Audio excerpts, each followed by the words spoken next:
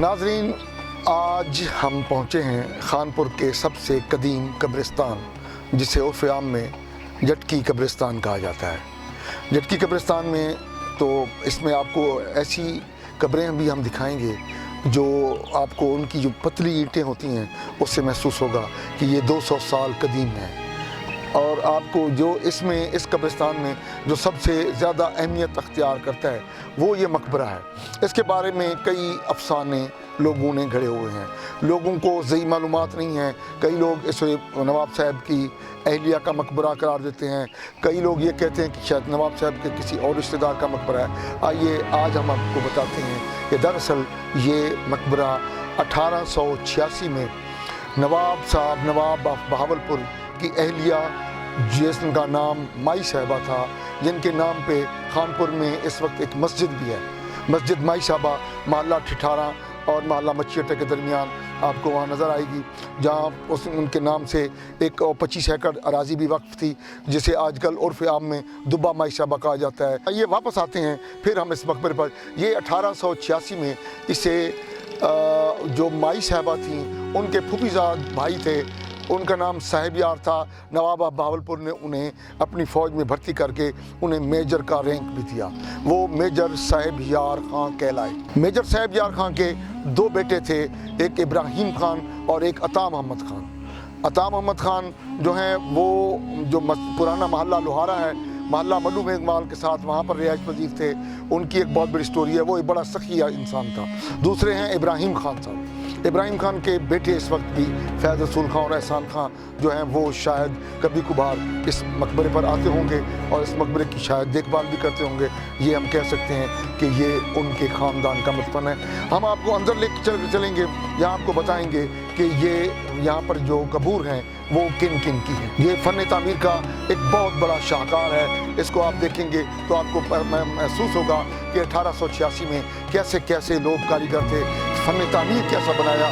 جیسے مغل بادشاہوں کی فن تعمیر ہے اسی انداز کا یہاں پر وہ ٹائل بھی استعمال ہوئی، اور وہ فن تعمیر جو ہے اسلامی وہ بھی یہاں پر اسے استعمال کیا گیا۔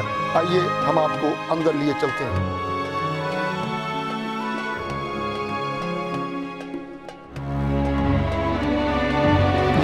مقبرے کے اندر تو ہم بعد میں جائیں گے، پہلے آپ کو دکھا رہے ہیں کہ یہ جو میجر صاحب یار خان صاحب تھے یہ ان کی قبر ہے، یہ بھی مقبرے سے باہر ہے۔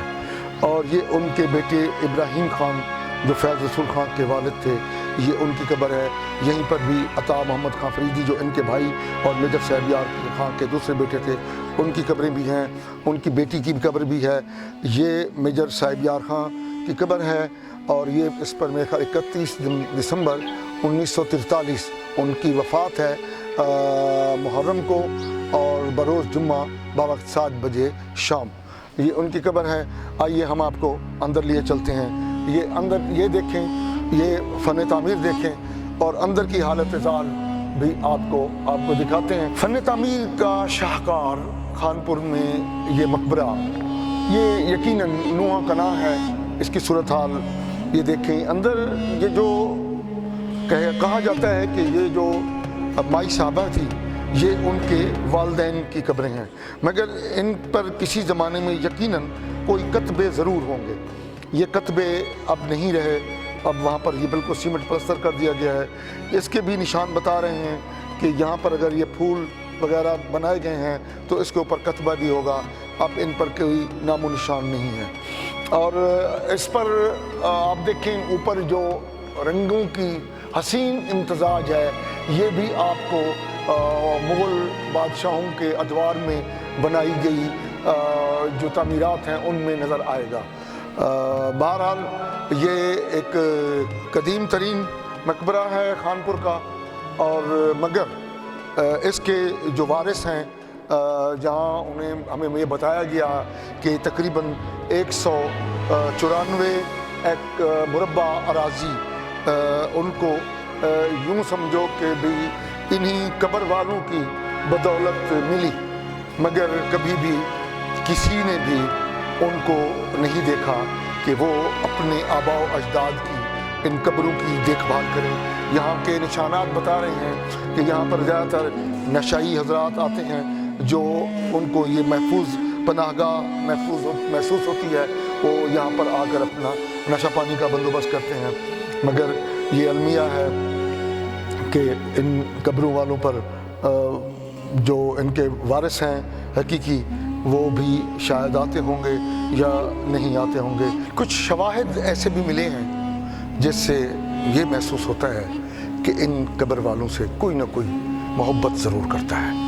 उनकी मोहब्बत की निशानियाँ आपको दिखाते हैं कि ये जगह आपको नज़र आ रही है, दिए भी मौजूद हैं, अगरबत्तियों के निशान भी मौजूद हैं। आप ये देखें, यहाँ पर भी वहाँ पर एक है, यहाँ पर 2 दिए हैं, जो लगता है कि अरसा दराज से नहीं जले, मगर आखिरकार कोई इन्हें ज़रूर जलाता होगा।